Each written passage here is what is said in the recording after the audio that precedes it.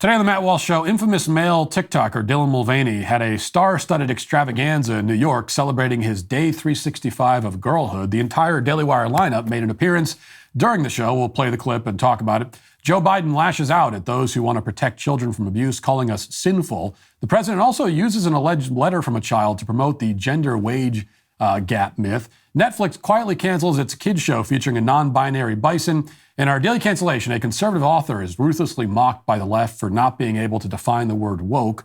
But since when is the left in any position to make fun of anyone else for not being able to define a word? We'll talk about all that and much more today on the Matt Walsh Show.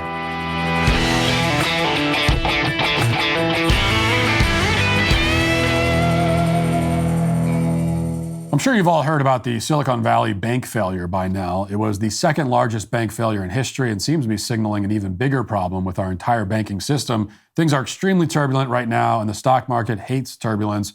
You need to diversify at least some of your assets, therefore, into precious metals. Gold is a tangible asset with a reliable store of value because it's not tied to any one economy or currency. It can be a safe haven in times of crisis. Like right now, for example. Birch Gold makes it easy to roll over your IRA or 401k into an IRA backed by physical gold and silver. Right now, if you buy gold, you can get a free safe to store it in.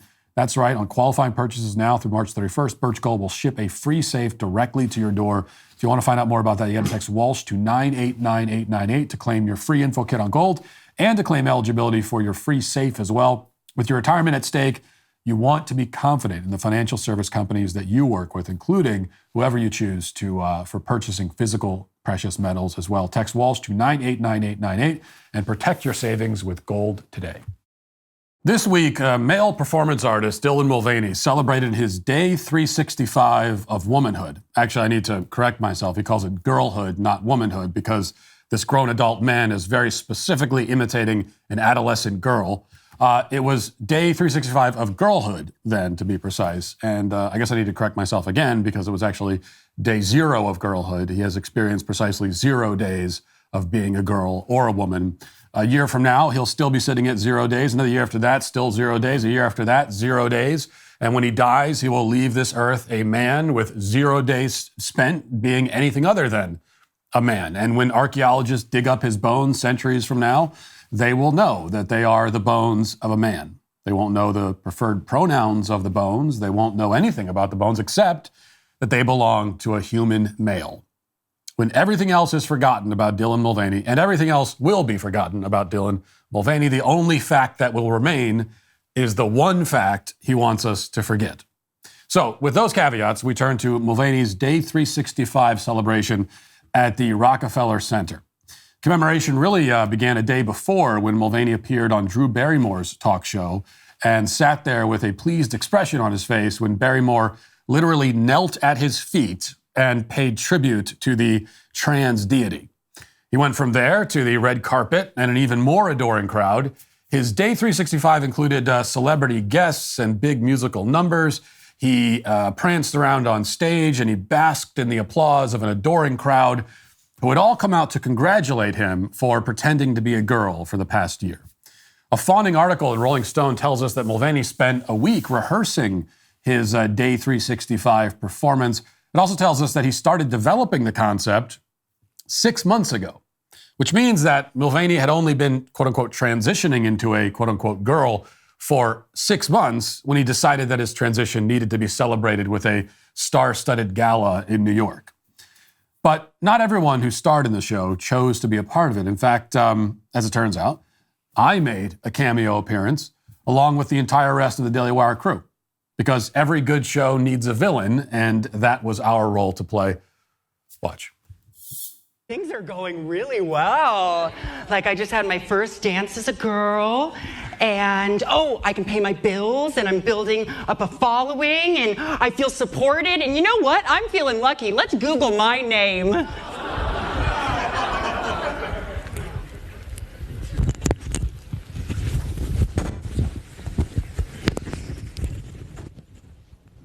Dylan Mulvaney is intentionally degrading women every time he does this woman face minstrel show routine. He is insulting and demeaning them and doing it on purpose and profiting off of it, and he doesn't care. If that is the most attractive you will ever look, then I don't even want to imagine what you'll look like when you're at your ugliest. Documenting his creepy, fetishized version of what it means to be a girl. Well, Dylan Mulvaney has had some surgery to make his face look more like Bruce Jenner's. Dylan Mulvaney has just given the best proof yet that transgenderism broadly, or at very least the type of transgenderism that he suffers from, is a sexual fetish.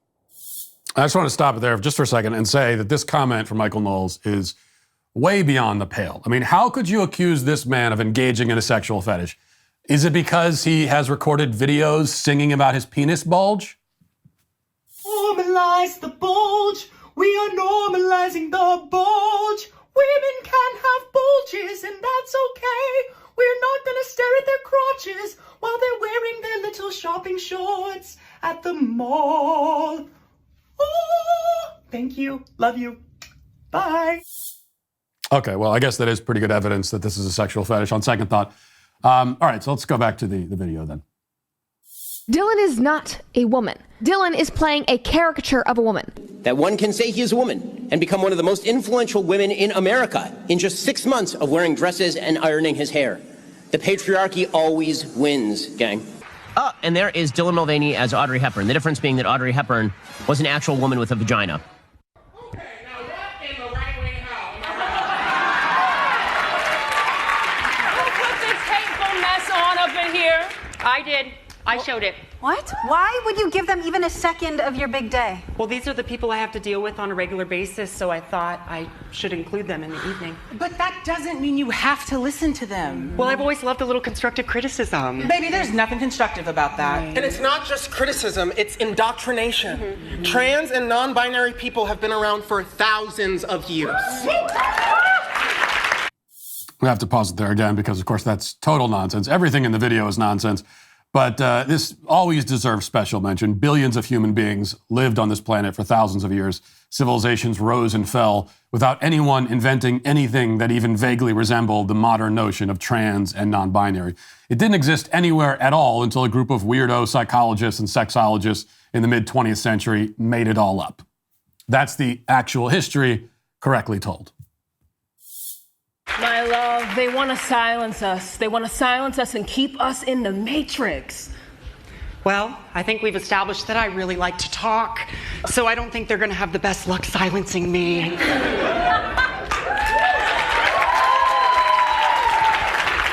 Truthfully, I don't know what their goal is, but I do know how they make me feel now that I've built up a thicker skin. It doesn't hurt me. Do you want to feel how it feels? Do you want to know that it doesn't hurt me? Do you want to hear about the deal I'm making? My response going forward, it's not over-explaining myself. It's not pleading. It's not expecting kindness from someone who has no kindness to give. My response is in the next joyous video that I make. That's my response. And if I only could, I'd make a deal with God, and I'd get him to swap our places. Can we pause there? I'm gonna say something that might make people feel a little bit uncomfortable. I'm trying really hard to maintain a relationship with God, and I don't think that he made a mistake with me. And that maybe one day I will actually be grateful for being trans. That this isn't some curse, but it's just a different path to the same destination.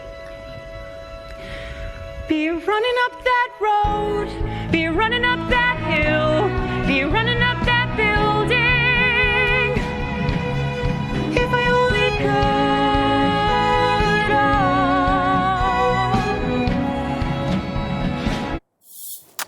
I'm sorry to cut that off because it's really quite powerful. Powerful for a few reasons. One, it proves that somebody can hit all the notes and still sound terrible. And also, it proves all of the points that we have been trying to make about this man.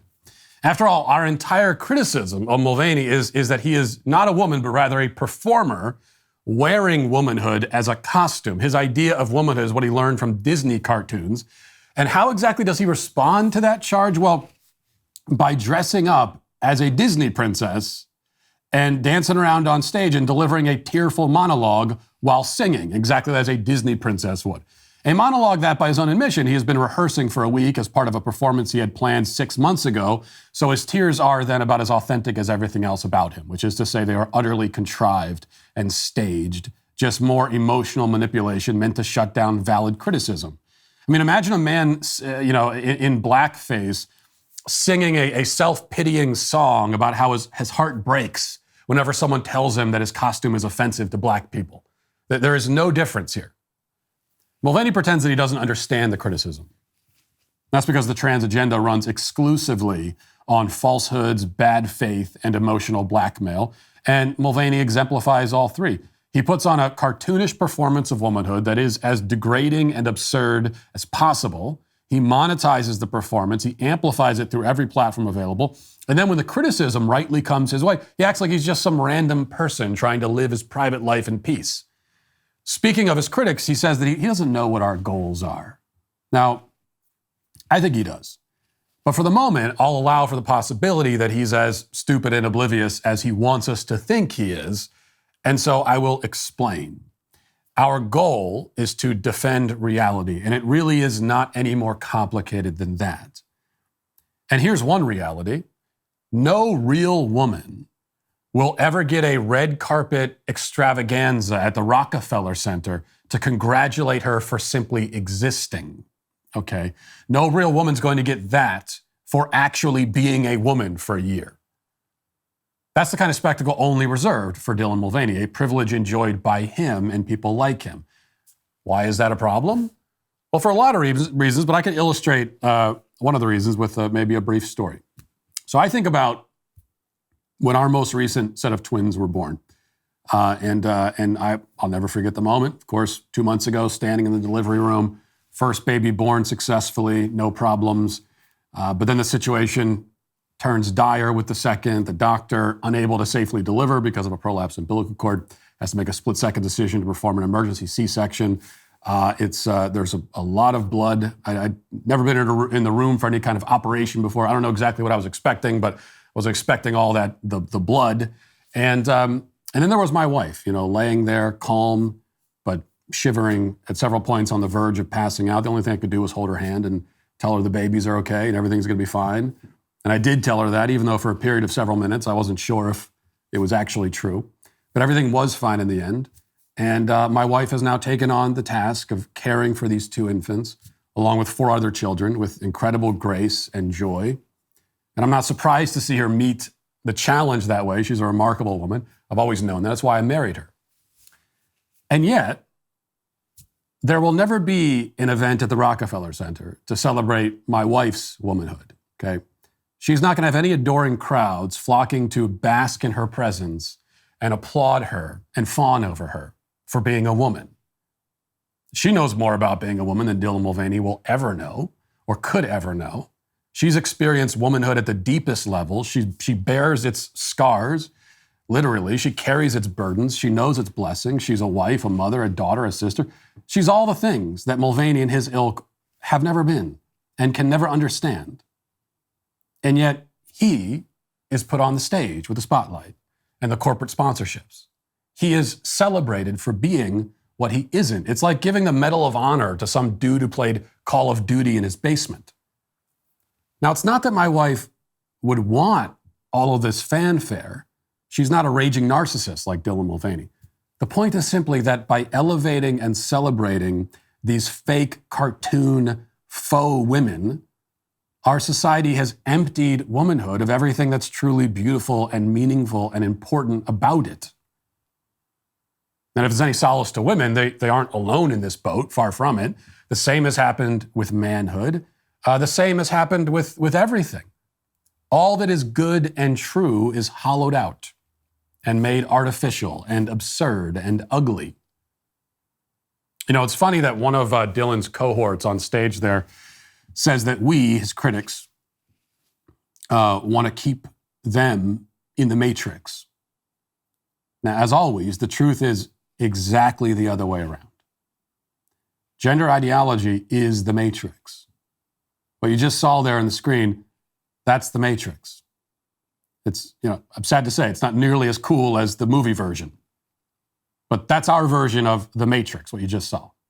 It is a fake alternate universe. It is an artificial projection meant to obscure reality. And we are urged to play along so as not to ruin the illusion.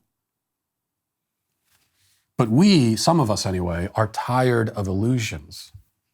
We are tired of the artificial. We are tired of imitations. We want reality. If we're going to celebrate womanhood, then we're going to celebrate the real thing. And that is not you, Dylan. And it never will be. Now let's get to our 5 headlines.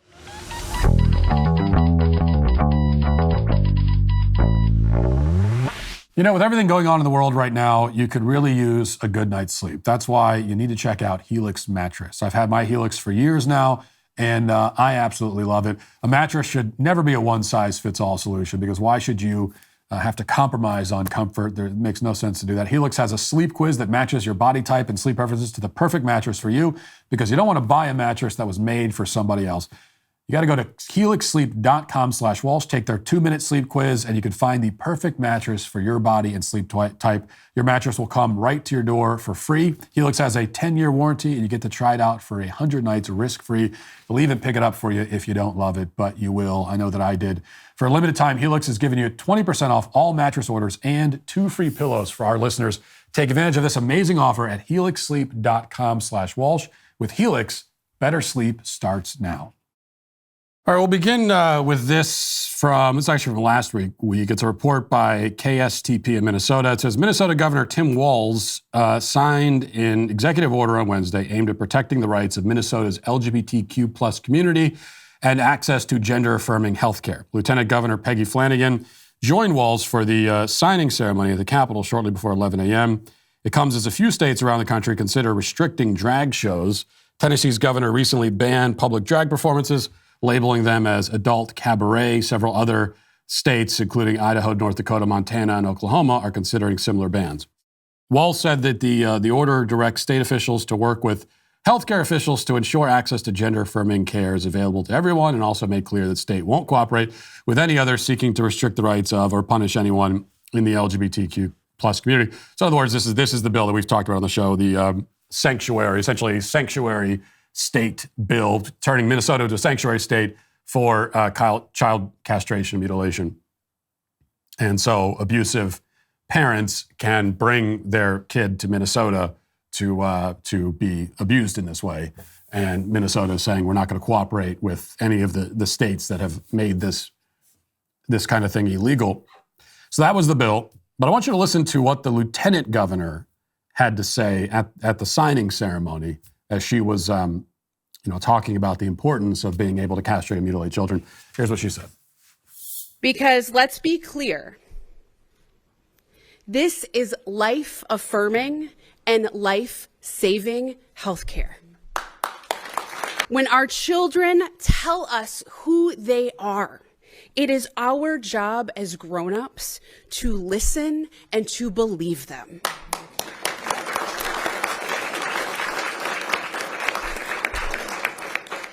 That's what it means to be a good parent. That's what it means to be a good parent, is to listen to and believe whatever our children say. We hear this kind of thing so often from these people, and but it still manages to be shockingly ridiculous every time we see it. Every time we hear it, because it is the job of a parent is so often to do exactly the opposite of that. In fact, that is always the job of the parent to not automatically believe whatever your kid says or go along with whatever they want to do. Now, there could be times when your kid says something that you should believe. That happens plenty of times. Or there can be plenty of occasions where a child wants to do something and you say, yes, that's a good idea, let's do that. But that should never be your automatic reflexive stance. And least of all, should you believe it or go along with it just because they said it.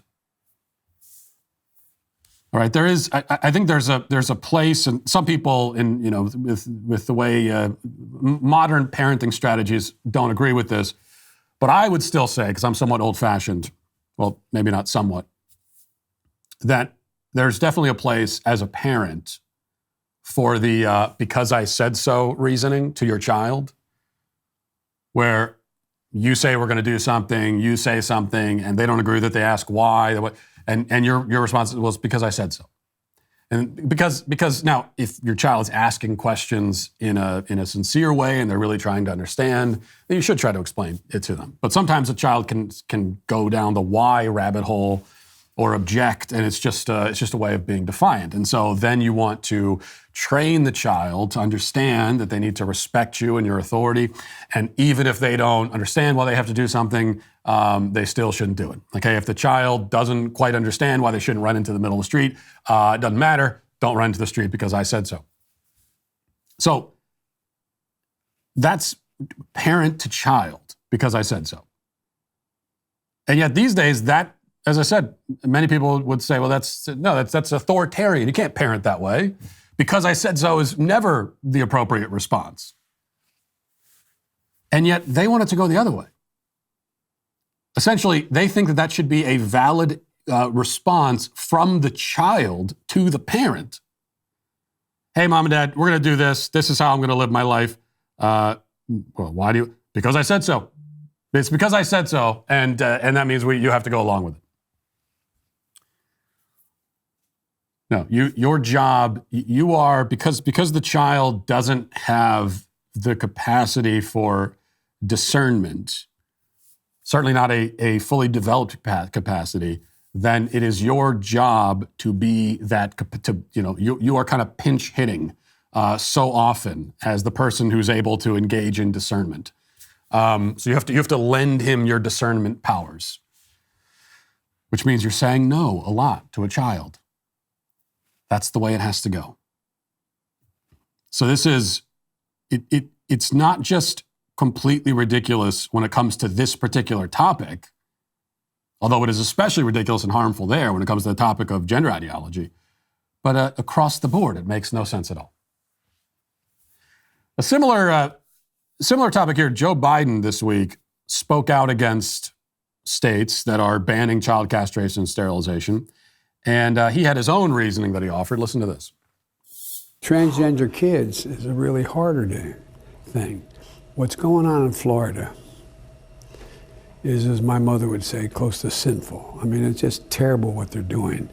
It's not like, a kid wakes up one morning and says, I decided I want to become a man, or I want to become a woman, or I want to change. I mean, what are they thinking about here?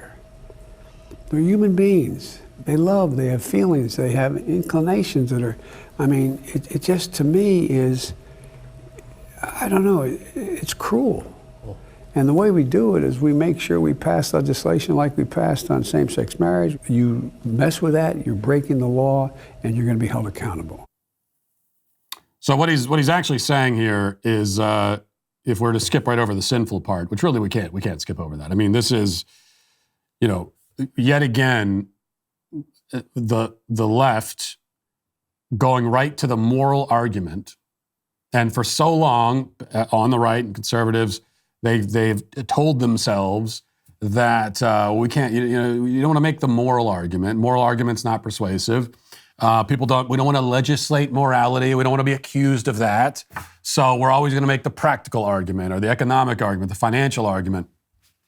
We're going to make an argument rooted in rights and liberties, which is still a moral argument, by the way.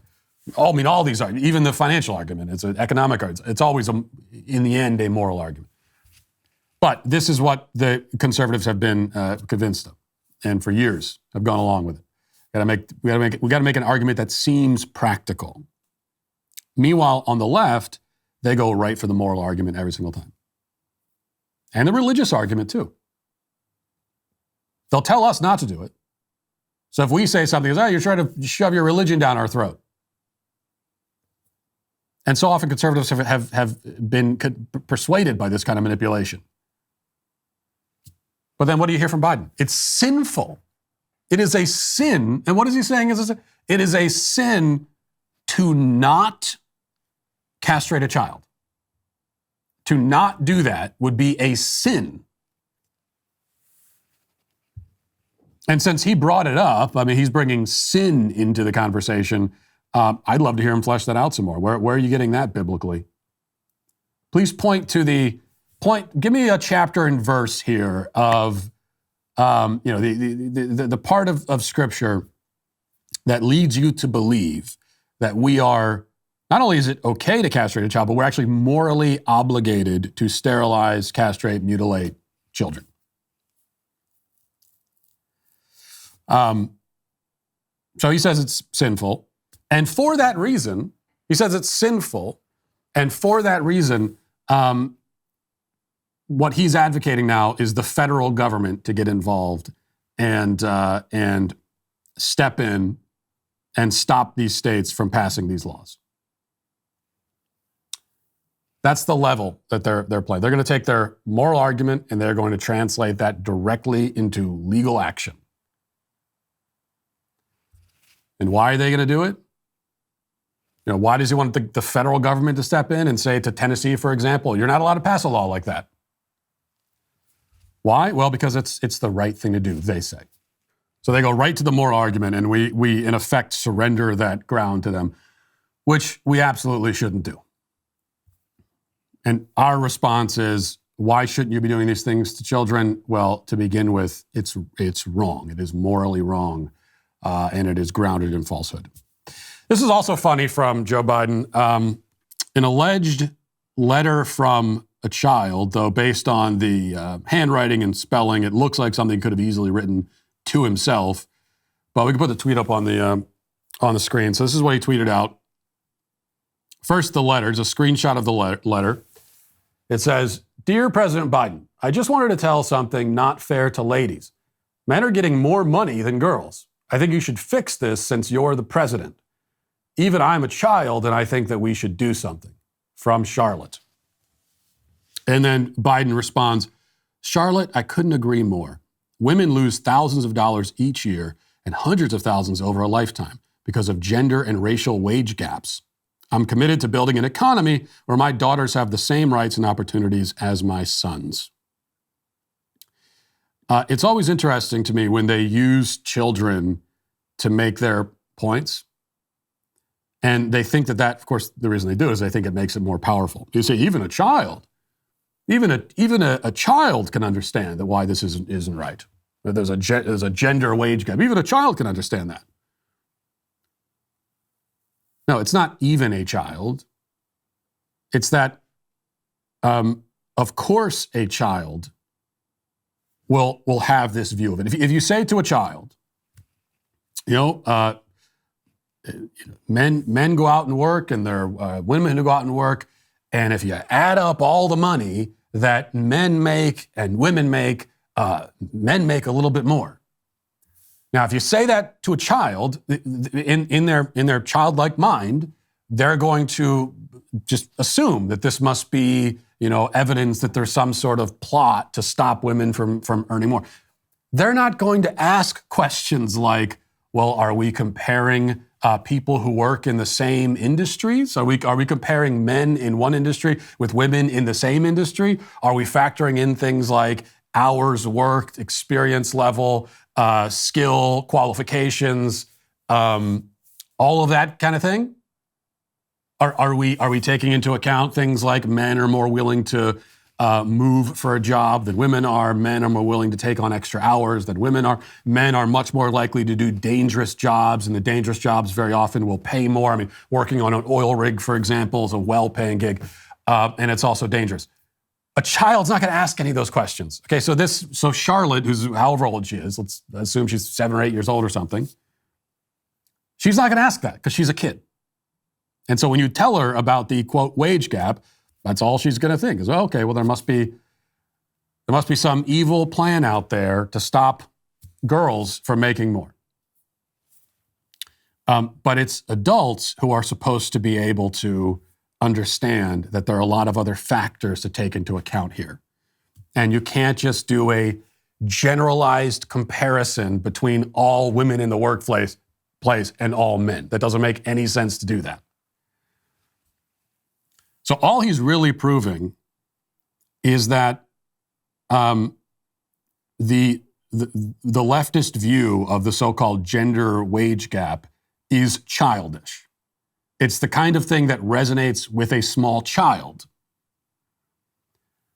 And when you become older and you understand a little bit more about how the world works, and you also understand how statistics work, that's when you can understand that this is all nonsense. All right. Here's a article from the Daily Mail. It says, Netflix has quietly canceled a woke animated kids show which features a bison who comes out as non-binary to its grandmother. Ridley Jones released its 5th and final season last week, which was not given any promotion, according to the show's creator, Chris Nee.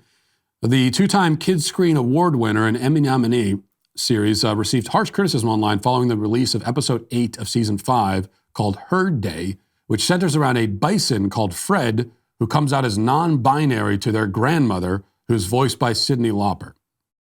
Some viewers blasted the show on Twitter, claiming Fred's non-binary identity was slipped into the show's narrative. So the series is called Ridley Jones, about a bison. I've never even heard of this show before. One viewer asked, quote, "Do your kids watch Ridley Jones? It features a female bison who identifies as neither male nor female and wants to be referred to with they, them pronouns. Quietly slipped in there, drip, drip, drip, what a message to send to young girls in particular." The creator, who's a lesbian mom, addressed the cancellation in a tweet last Wednesday, says, "Doesn't surprise me that Netflix has quietly dumped the first preschool show that has a non-binary character coming out. I realize in this day and age, dumped means many things, just zero promotion of the episode." First of all, I'm pretty sure this is not, unfortunately, I wish I could say that this was the first preschool show that has a non-binary character. I'm pretty sure that's not the case. I mean, they're doing pride parades and drag queens in Blue's Clues now. So this is ground that has been tread before, but I think we have the clip from the show. Let's watch that. The name Fred. That's because I'm non-binary, and Fred is the name that fits me best. And I also use they and them because calling me a she or a he doesn't feel right to me. I'm sorry I used the wrong name and pronouns.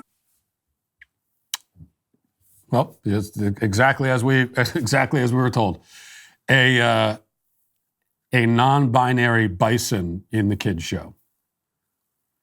And it is at least encouraging that the show is a total flop and now it's being quiet. Of course, Netflix isn't going to make a big scene about it, but it's a flop. People aren't interested. People don't want this, and now they have to cancel the show. That is encouraging. Because as much as we have a problem with woke parents who want to indoctrinate their kids into this, what we see is that still the vast majority of parents do not want this. They're not interested in it. And that includes plenty of parents who otherwise might be mistakenly okay with some of this kind of stuff. There are probably still, and this is changing as the woke crowd becomes ever more radicalized by the day, but there are still plenty of parents who would say something like, well, non-binary, I support that. They would legitimize the idea of being non-binary, but they're not going to sit their kid down to watch a show with that stuff in it. And then there's also a group of parents who would support that and might even say that they would sit their kids down to watch something like this, but then in reality, they're not going to. So that's the positive anyway. This is from The Blaze. It says, a transgender UK doctor known for being a fatness advocate expressed outrage that thin people were being celebrated for the Whale movie at the Oscar awards ceremony on Sunday. The movie about a man dealing with his obesity problem and directed by Darren Aronofsky garnered Oscar awards for Best Makeup and Hairstyling and for Best Actor. Dr. Asher Laramie, who also identifies as non-binary, of course, unleashed a furious tirade on Twitter over the fat-phobic incident. Quote, "Once again, just a reminder that The Whale was written by, directed by, and produced by 4 thin, white, rich, able-bodied cisgender men. Oh, and check it out. Check out its fat star, who was celebrated and honored at the Oscars last night. What an effing joke. Laramie added, quote, "Are we able to wrap our heads around this one yet, folks? Someone won an Oscar for making Brendan Fraser a currently straight-sized man." Wait, what? Straight-sized man? Is that what we're referring to? Someone who's not, overly obese is straight-sized? Anyway, someone won an Oscar for making Brendan Fraser, a currently straight-sized man, look fat. No one else finds this disturbing? Well, no one else finds this disturbing because it's acting. And yet again, there's this, on one hand, we live in a culture that is extremely paranoid about appropriation. And that's what this is. It's considered appropriation. And at the exact same time, you have what we talked about in the opening monologue with Dylan Mulvaney, which is an example of actual appropriation. Because what is appropriation? In a movie, it's like we're not supposed to actually believe that Brendan Fraser is a 600-pound man. It's a film. He is openly portraying a character. No one's pretending otherwise. He's not identifying as this character. He's telling a story. And to be able to, we've talked about this before, but this is supposed to be, I would think, the real art of acting. And if there's anything honorable about the profession, if there is anything, it would be this, that you have to have, in order to inhabit a character that is not you, and to be able to do it persuasively, you have to have some kind of empathy, and that's what makes, I watched the movie, that's what makes it a compelling performance, is that even though Brendan Fraser is not a 600-pound man who's living through what's going to end up being the last week of his life, spoiler alert, you still, while you're watching the story, you believe it. And in order for him to make you believe it, he has to kind of understand this character in a way. So it is an empathetic performance. And almost any good performance is. But it's also not appropriation because, again, it is everyone understands that it is a performance. He's not taking ownership of this and saying, oh, I now identify as a 600-pound man. On the other hand, you have someone like Dylan Mulvaney, who is actually trying to take, yes, it's a performance, but he's trying to take ownership of the performance and say, this is really me. This is who I am. So that's appropriation, but we have it exactly flipped around. Meanwhile, Jamie Lee Curtis won an Oscar for her role in the film Everything Everywhere All at Once, which I did watch that one. I watched 2/3 of it, and I couldn't get through the rest. And I don't often, I'll frequently turn a movie off in the first 5 minutes because it's not worth my time. If I got 2/3 of the way through, I almost always finish because you figure, well, I've made it this far. I've already wasted my time. I might as well see how it all ends. But this film was so obnoxious and pointless that I couldn't do it anymore, and I turned it off. But she won the Oscar anyway for a small role. And here she is talking about her Oscar trophy. Hey. Oh, look at this. Here they are. Have we named her? What's her? I'm in support of my daughter Ruby. I'm having them be a they them. Oh. I'm gonna just call them they them, and they are doing great, and they're settling in, and in my life, I never thought in a million years that I would have this couple days, and I'm very, very moved by the whole thing. Oh, it's powerful. Her Oscar trophy is a they, them. I saw someone, I don't know, I confess I don't know anything at all about Jamie Lee Curtis's, her personal life and her biographical details, but I saw someone on Twitter mention this, that she has, I guess, 2 kids, and one of them identifies as a non-binary trans furry or something, and is a YouTuber. Furry demon, I think. And that's Ruby. And then Jamie Lee Curtis also has a daughter, a real daughter, who's like a normal person and is a teacher or something and works with kids and people with disabilities, and yet she spends most of her time talking about the trans furry, YouTuber. That's who she apparently is the most proud of. Tells you everything you need to know about Hollywood, I suppose. Let's get to the comment section. If you're a man, it's required that you grow a beard. Hey, we're the Sweet Baby Gang. Are you tired of making doctor's appointments, waiting in long lines, and feeling embarrassed to discuss sensitive health concerns? With RexMD, you don't have to. RexMD understands that no one likes to go to the doctor's office. That's why they've created a safe online platform for men to discreetly consult with licensed physicians and get personalized treatment plans. RexMD makes it easy and inexpensive to get generic and branded Viagra or Cialis online. There's no waiting rooms. There's no embarrassing trips to the doctor. There's no insurance. There's no co-pays. It's all upside. With just a few clicks of a button, you can talk to a medical professional, create a personalized plan, and get the product shipped straight to your door. RexMD doesn't just offer ED medication. They also offer medications that help with hair growth, pain relief, sleep aid.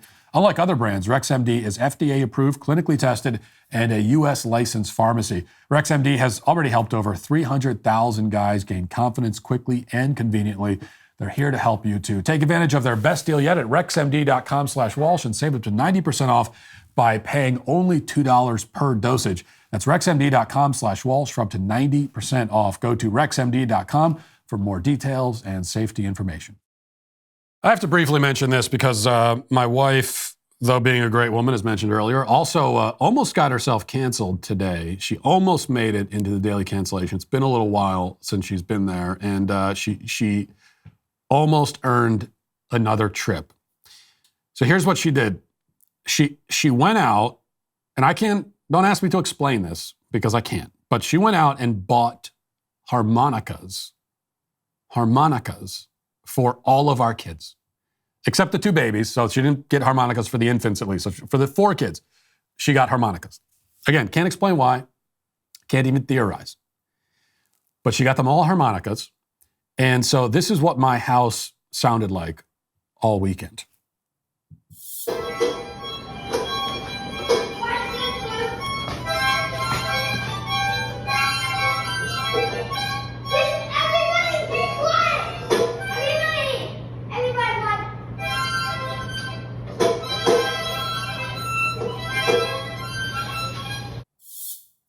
Yeah, you can hear my 6-year-old silence everyone for a moment so that they can hear his harmonica solo.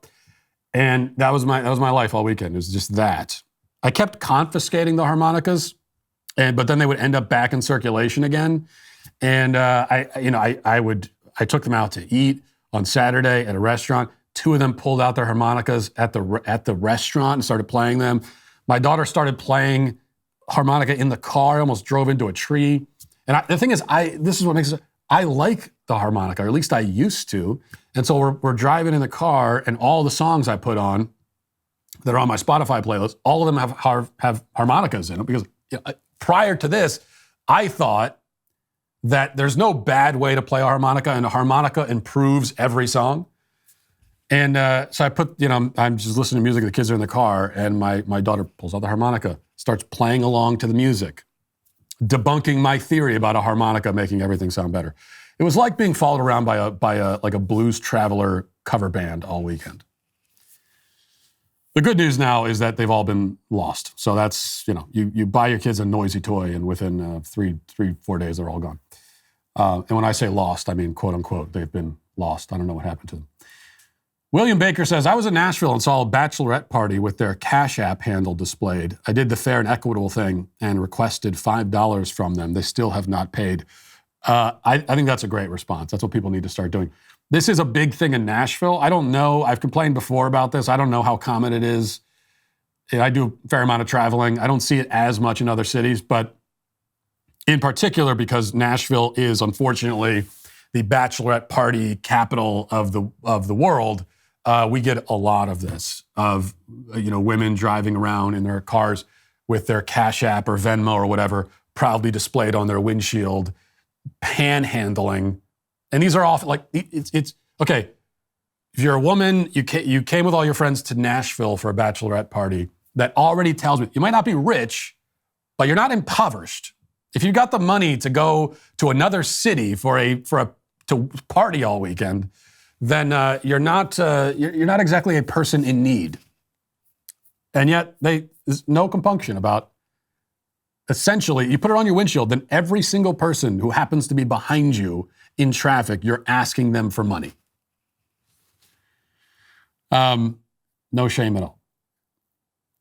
Jared says, I had the opposite problem as Kaepernick. I asked my parents for a rat tail and they were 100% on board. Now I have pictures of myself with a rat tail hairstyle and a Teenage Mutant Ninja Turtle sweater. Well, that was just the 90s for you. But that is, it just goes to show. It's like we talked about during the headlines. You cannot say yes to everything your kids want. And in the 90s, for some reason, there were a lot of parents who said yes to the rat tail. And even at the time, I never quite understood that. I mean, you call the hairstyle a rat tail. It doesn't even sound appealing based on the name. And yet there are many parents, and now their children have to live with those photos in circulation for the rest of their lives. Kitty Gaming Toons says, I'd like to see Matt Walsh debate Dylan Mulvaney. That'd be a fun video idea. Well, that would certainly never happen. None of these people are going to intentionally put themselves in a position of being scrutinized. I think that's one thing that we've learned. Becca says, I'll be honest, up until recently, I was very left-wing, very liberal. I heard all the nasty things said about Matt Walsh, and I believe them. But to make a long story short, after digging around for myself and actually watching your content, I'm really, really, really starting to question my political opinions. I've always thought the gender ideology stuff was kind of strange, but I figured it was probably some kind of internalized insert buzzword phobia.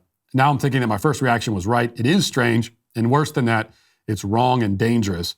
That has led me to questioning a lot of stuff, and it's also led to me beginning to really love your videos and all that you're doing, Mr. Walsh. Keep it up, because you're changing people and doing good. Well, Becca, I appreciate that. Although I'm sorry I have to be the one to tell you this, but you don't exist, Becca. I don't know if you realize that, but you don't exist. At least I've been told. I've been reliably informed that people like you don't exist. That would be someone on the left who can be persuaded by simple, sometimes blunt arguments that are presented without, without going out of the way to make it gentle and give a soft landing. Now, that's what I'm told. Like the way that I approach things, it could never be persuasive to someone like you. So either what I'm being told is wrong or you don't exist. I don't know. We'll have to think about that. What if I told you there's one book that has done more for literacy than any other book? It's shaped literature, art, culture, government, countless lives. I'm, of course, referring to Johnny the Walrus. No, I'm referring to the Bible, actually. Johnny the Walrus is second place. You know who else has had an influence on that is Jordan Peterson. In addition to his Exodus series, Jordan has a documentary called Logos and Literacy, where he traces the Bible through history to show you the impact it's had on the Western world. Here's the trailer. Check it out. I was very much struck by how the translation of the biblical writings jump-started the development of literacy across the entire world. Illiteracy was the norm. The pastor's home was the first school, and every morning it would begin with singing. The Christian faith is a singing religion. Probably 80% of scripture memorization today exists only because of what is sung.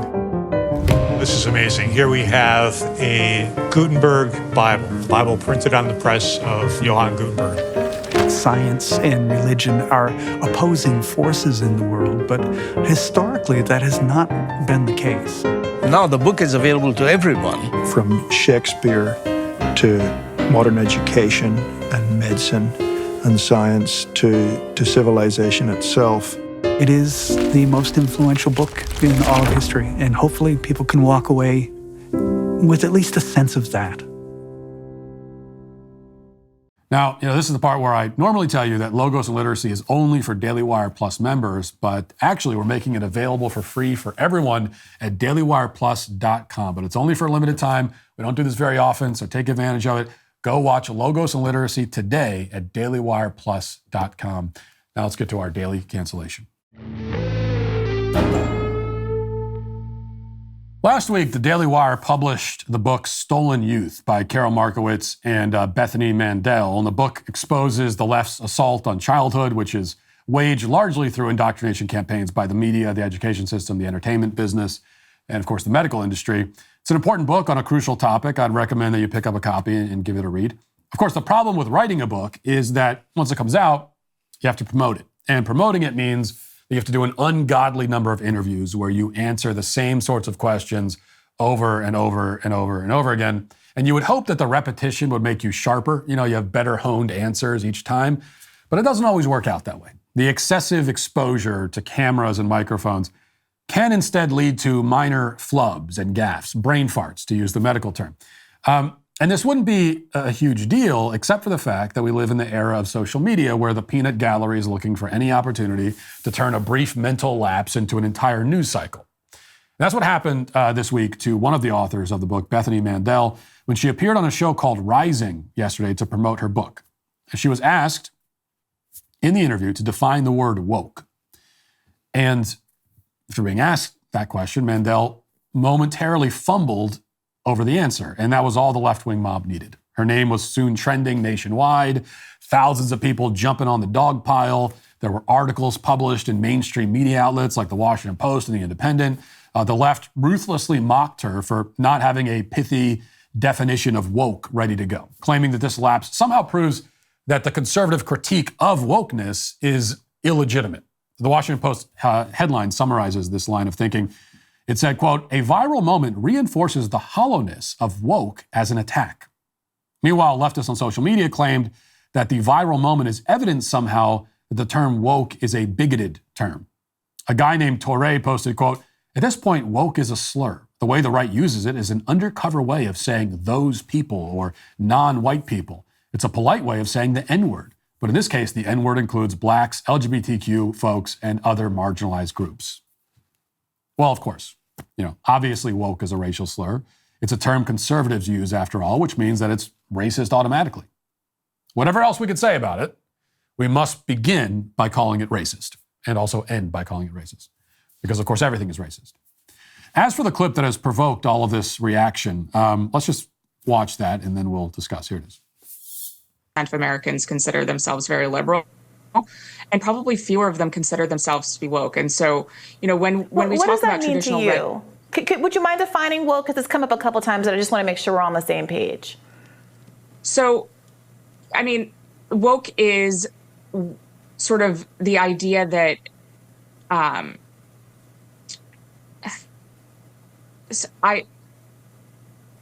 this is going to be one of those moments that goes viral.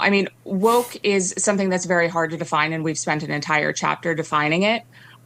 It is sort of the understanding that we need to totally reimagine and redo society in order to create hierarchies of oppression. It's hard to explain in a 15-second soundbite. Yeah, look, time. Okay, so 2 points here. First, if I was asked to define woke, I would say that it's a cult or a secular religion which teaches that society is systemically oppressive towards certain supposedly marginalized groups. The cult believes that our institutions were built expressly with the purpose of oppressing these groups, and the only way to combat the oppression is to tear down the institutions and restructure them according to the doctrines of the cult. Nothing can exist for its own sake when it comes to wokeness. No institution can have any purpose above or beyond the enforcement of those doctrines. The ultimate goal, according to the cult, is equity, and equity simply means that the imagined oppression of their favored groups has been counteracted by policies that artificially elevate those same groups. And of course, in the woke religion, the Satan figure is the heterosexual white male, and each member of this group inherits the collective guilt of the oppressor. In fact, you could probably define the term woke this way, too. A woke person is anyone who thinks that heterosexual white males are the villains of history. If they hold that belief, then it's almost always certain that the rest of it will come with it. Now, if some conservatives struggle maybe to define the term woke, it's only because they're being too generous. You know, there are some on the right who want to see the woke left as distinct from the left generally. They seek to define wokeness in a way that lets what they consider to be the average leftist off the hook. But there's no way to do that. Wokeness is just another term for leftism. You can also define it that way. What's a woke person? A leftist. That's what we're talking about. There is no daylight between like the stereotypical blue-haired woke TikTok they them and the most mainstream Democrat political figure. Okay, there's no daylight ideologically between these two. They are identical ideologically. The term woke only becomes complicated and hard to define when you're trying to find some way to differentiate mainstream leftism from wokeness. But they can't be differentiated. Woke is another word for leftist, which is why I personally don't use the term woke very often, because leftist suffices just fine. Second point, leftists, you know, the woke crowd, whatever you want to call them, they are certainly not in a position to make fun of anyone else for struggling to define a word. If there's another defining feature of wokeness, is that it creates a world governed from top to bottom by double standards. And here we find yet another one. These people can't objectively define any of the terms they use, and yet they point and laugh at someone else for fumbling over a definition. Most infamously, of course, they can't define the word woman. But the difference between woman and woke is that the latter is an ideology, which means that it actually is a human construct. It actually is somewhat fluid and changing. It really does exist on a spectrum of sorts. You know, ideologies really do exist on a spectrum. There are bits of it, many bits in fact, that are murky and vague. This means that it's not terribly shocking or hilarious when a person fails to come up with a pithy definition on the spot. I can guarantee that none of these leftists making fun of Bethany and Mandel would perform any better if we asked them to define fascism on the spot. And although they throw the term fascism around all over the place, I wouldn't necessarily blame them for not having a one-sentence definition ready to go, because ideologies are a bit more complicated than that, and a bit more abstract and sometimes ambiguous. Woman, on the other hand, is not an ideology. Woman is an objective biological reality. Human beings didn't invent womanhood the way that we invent ideologies. It's not an idea. It's not a political concept. Woman has a basic one-sentence definition, adult, human, female, that every rational person should know and should be able to cite whenever asked. And yet the left, the woke mob, cannot provide this definition. I mean, Mandel briefly struggled to define an idea. That's what she's being. How do you define this idea? Well, these people struggle to define ideas, but they also struggle to define literally everything else, including the fundamental biological realities of nature. You know, it's one thing to put an ideological label on someone else and then briefly struggle to define that label. It's another thing entirely to label yourself something, like saying, I identify as a woman, and then being completely unable to define what you labeled yourself. Okay, because that's the gotcha moment here, right? They say, the left, they say, well, you call all these people woke, and then we ask you what you mean by woke, and you can't tell us. Well, no, we can tell you. It might take more than one sentence, but we can tell you. Meanwhile, you're calling yourself something that you can't then explain. How much more ridiculous is that? It's not just a minor gaffe or a gotcha moment. Rather, it reveals the fundamental incoherence of your entire worldview. But that, again, is another feature of wokeness. Perhaps its defining feature before anything else. It is an ideology that contradicts and negates itself at every turn. An ideology that asserts things as true and yet denies that truth exists. It is an ideology of confusion, most of all. Maybe that's how we would define it.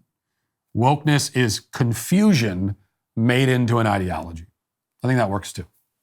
And that is why Bethany Mandel is not canceled. Instead, her woke cancelers are today canceled.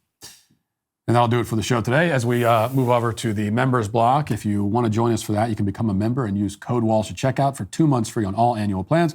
Hope to see you there. If not, talk to you tomorrow. Godspeed.